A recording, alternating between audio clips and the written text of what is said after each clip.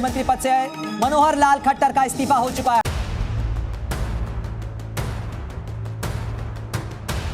हरियाणा में जेजेपी और बीजेपी के गठबंधन के टूटने के साथ एक बार फिर से राजनीति गर्मा गई है। जहां एक तरफ हरियाणा में चुनाव और लोकसभा चुनाव की तैयारी चल रही थी, वहीं हरियाणा के पिछले 10 साल से मुख्यमंत्री रहे मनोहर लाल खट्टर ने मुख्यमंत्री पद से त्यागपत्र दे दिया, जिसके बाद मानो राजनीति भूचाल आ गया हो। जैसे ही हरियाणा में मुख्यमंत्री पद से त्यागपत्र की बात सामने आई, नए मुख्यमंत्री की तलाश शुरू हो गई और उसमें एक नाम सामने आया जिसने पूरी हरियाणा की राजनीति को एक नया मोड़ दे दिया है। आज मुख्यमंत्री पद की शपथ जिस शख्स ने ली है, उनको जानना बहुत जरूरी है। कैसे ये हरियाणा की राजनीति में एक मील का पत्थर साबित हो सकता है, जिस पर विरोधी दलों ने अपनी कड़ी प्रतिक्रिया दी है। हरियाणा में बीजेपी प्रदेश अध्यक्ष नायब सिंह सैनी ने नए मुख्यमंत्री पद की शपथ ली।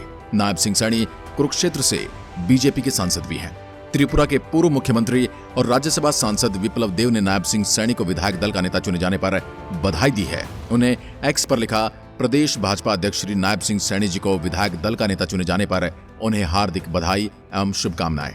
उन्होंने बताया, मुझे विश्वास है कि माननीय प्रधानमंत्री श्री नरेंद्र मोदी जी के मार्गदर्शन और मुख्यमंत्री श्री मनोहर लाल खट्टर जी के नेतृत्व में शुरू हुए हरियाणा के विकास कार्य को आगे बढ़ाते हुए राज्य को विकास के मामले में आगे लेकर जाएंगे।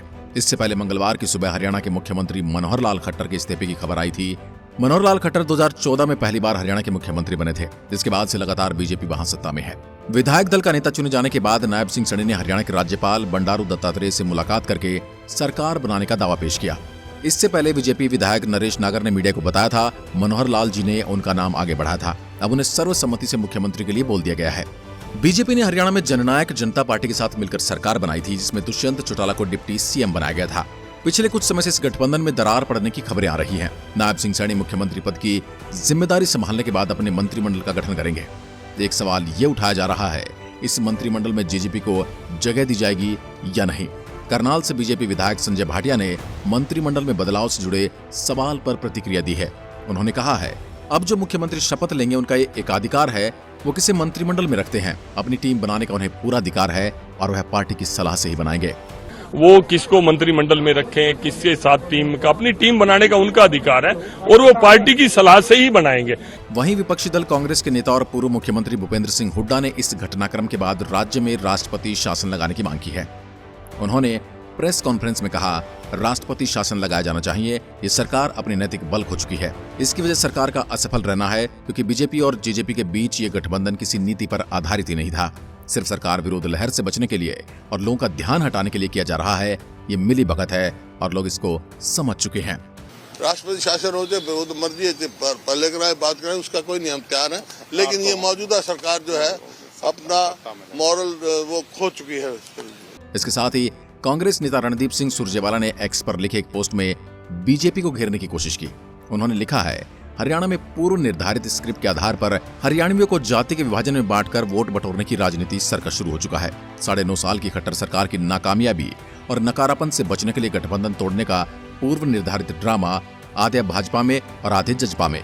सारे पापों का ठीकरा जजपा पर मरने का नया शगुफा छोड़ा गया है। नया मंत्रिमंडल बनाया जाएगा, शायद नया मुख्यमंत्री भी। लोगों को पिछले कुकर्म बुलाने, 10 सालों की पिछली जन विरोधी नीतियों फैसलों से भटकाने के लिए पाप की टोकरे पर नया लेबल चिपकाया जाएगा। अब बात कर लेते हैं हरियाणा के नवनिर्वाचित मुख्यमंत्री के बारे में। अंबाला के मिर्जापुर माजरा गांव से आने वाले नायब सिंह सैनी ने यूपी की चौधरी चरण सिंह यूनिवर्सिटी से कानून की पढ़ाई की है।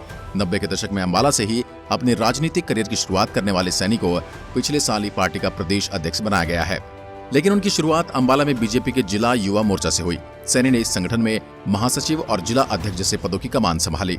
इसके बाद पार्टी ने उन्हें हरियाणा किसान मोर्चा के महासचिव पद की जिम्मेदारी भी दी। साल 2009 में पहली बार उन्होंने नारायणगढ़ विधानसभा सीट पर अपनी दावेदारी की, लेकिन इस चुनाव में उन्हें कांग्रेस के प्रत्याशी रामकिशन का सामना करते हुए हार का सामना करना पड़ा। इसके बाद साल 2012 में पार्टी ने उन्हें अंबाला में जिला अध्यक्ष बनाया। साल 2014 में नायब सिंह सैनी ने एक बार फिर नारायणगढ़ सीट से विधानसभा चुनाव लड़ा, जिसमें उन्होंने कांग्रेस प्रत्याशी निर्मल सिंह को मात दे दी। बीजेपी ने भी इसी चुनाव में पहली बार हरियाणा में चुनाव जीतकर इतिहास रचा था। इसके बाद बीजेपी ने मनोहर लाल खट्टर को मुख्यमंत्री पद की कमान दी थी। नायब सिंह सैनी को हरियाणा में मुख्यमंत्री मनोहर लाल खट्टर के करीबी नेताओं में शुमार किया जाता है। खट्टर के मुख्यमंत्री बनने के साथ ही नायब सिंह सैनी को कैबिनेट में जगह दी गई।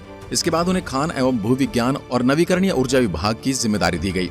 इसके बाद साल 2019 के चुनाव में बीजेपी ने नायब सिंह सैनी को कुरुक्षेत्र लोकसभा सीट से उतारा, जिसमें उन्होंने 3,84,000 वोटों से जीत दर्ज की।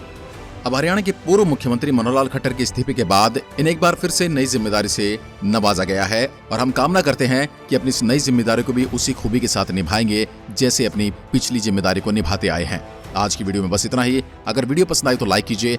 यदि आप भी मानते हैं कि एक राजनीतिक चाल है बीजेपी की, एक पब्लिक स्टंट है, तो कमेंट में लिखकर जरूर बताइएगा। एक बार फिर मिलते हैं, तब तक के लिए नमस्कार। जय हिंद, जय भारत।